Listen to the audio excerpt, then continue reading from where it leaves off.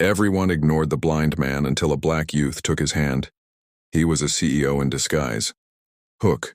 First 10-15 seconds.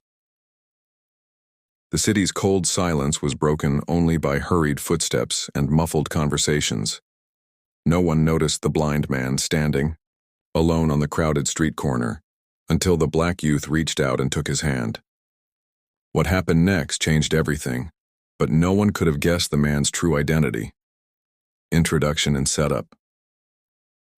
In the heart of a bustling metropolis, where skyscrapers pierced the sky like needles threading through clouds, the day had turned.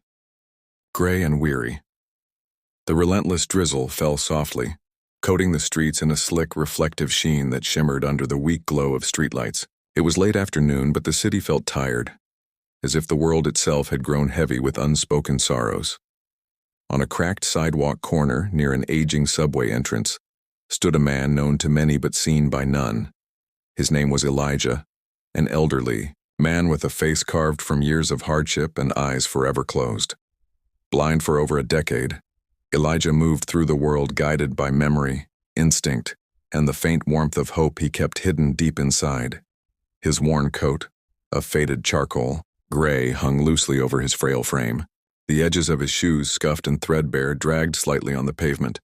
He clutched a small, battered cane, its paint chipped and peeling, much like the man himself, forgotten by the world, a fixture in a sea of hurried strangers.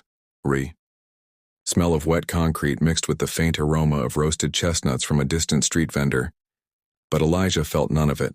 Instead, he stood still, his presence barely acknowledged by the passing crowd.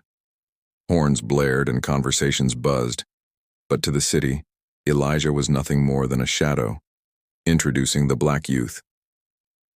Miles away, Marcus walked with purpose. A young man in his early 20s, Marcus was the kind of person the city noticed. Tall and lean, with eyes sharp as an eagle's, he had the kind of presence that demanded respect. His dark skin glistened faintly from the rain, and his worn sneakers slapped rhythmically against the pavement. Marcus's day had been a tangle of disappointments, rejection letters from jobs he had dreamed of, the sting of a conversation with a distant father, and the heavy weight of expectation on his shoulders. But beneath his quiet frustration burned a fierce determination to make a difference, however small, in a world that often turned its back on people like him. As he passed Elijah, Marcus felt a tug at his heart, a silent call to action. The blind man was lost in a city that refused to see him, a forgotten figure in the kaleidoscope of life's colors. Without hesitation, Marcus stepped forward and gently took Elijah's hand. Conflict, challenge introduced. The unexpected touch startled Elijah, a man who had long resigned himself to isolation. For a moment he stiffened, then relaxed as Marcus's warm grip reassured him. "Can I help you cross the street?" Marcus asked softly. Elijah nodded, the faintest smile brushing his lips, a gesture rarely seen in his lonely world. Together they navigated the busy intersection. The sound of the city grew louder, the screech of brakes, the murmur of conversations blending into a chaotic symphony. But for Elijah, Marcus's hand was a lifeline. As they reached the other side, Marcus asked, "Do you need help getting somewhere?" Elijah hesitated, his voice rough but steady. "I'm trying to get to the library. It's been years since I've been there." Marcus's eyes brightened. "The library? I know. The way, let's go."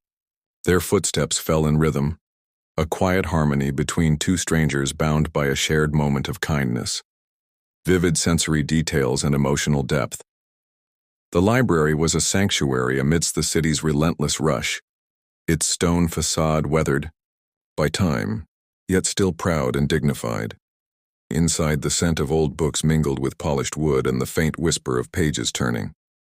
Elijah's fingers traced the spines of volumes as Marcus watched, sensing the man's hunger for knowledge and connection. Elijah spoke softly. "When I lost my sight, I thought my world ended. But the library, it's where my mind still roams, free." Marcus sat beside him, the chair creaking under their shared weight. Around them the world seemed to slow, wrapped in a cocoon of stories and quiet hope. Midpoint revelation, twist. As Elijah reached for a particular book, Marcus noticed the man's trembling hands. "Are you okay?" he asked. Elijah looked up, eyes still closed, and said, "I've been waiting for someone to notice me. For years I have wandered these streets, but no one sees me. No one cares." Marcus's heart clenched. "I see you." Elijah smiled, a radiant light breaking through years of darkness. Then with a sudden, unexpected clarity, Elijah said, "You remind me of someone I once knew. Someone who believed in the power of a single act of kindness." Marcus frowned in curiosity. "Who?" Elijah's voice dropped to a whisper. "My grandson. He vanished years ago. Lost to the world, like you and me." At that moment, the library doors swung open and a sharply dressed man entered. His gaze scanned the room until it landed on Elijah and Marcus. He approached quickly, eyes moist with emotion. "Elijah, Grandpa," the man said, voice trembling. Marcus looked up, stunned. The man's presence was commanding, his demeanor confident, yet his eyes held a gentle vulnerability. It was Elijah's grandson, but more than that, he was someone remarkable. The man turned to Marcus. "Thank you for helping my grandfather." Marcus shook his head, baffled. "I don't understand. Who are you?" The man smiled, a quiet pride shining through. "I'm Michael Harris, CEO of one of the largest companies in the city. I've been searching for my grandfather for years, but I never imagined." Elijah's silence was heavier than the chair he sat on, but in that silence lay the weight of lost years and broken connections. Climax, emotional breakthrough. Michael knelt beside Elijah, taking his hand gently. "I'm so sorry, Grandpa. I've been so caught up in the world that I forgot what matters most." Elijah's voice cracked. "I never stopped hoping." Marcus watched, feeling the tension break like a dam releasing a flood of emotions. Tears welled in Michael's eyes. "You're not broken, Grandpa. You're becoming whole again." The three men sat there, grandfather, grandson, and the young stranger, whose kindness had bridged decades of silence. Resolution and quiet closure. Outside, the rain ceased. A pale sun began to rise, casting a golden glow over the city's tired streets. The warmth seeped through the library windows, touching their faces with promise. Marcus stood, brushing off his jacket. "I'm glad I found you today," he said. Quietly, Michael smiled. "And I'm glad you found him." Elijah squeezed Marcus's hand. "Thank you for seeing me."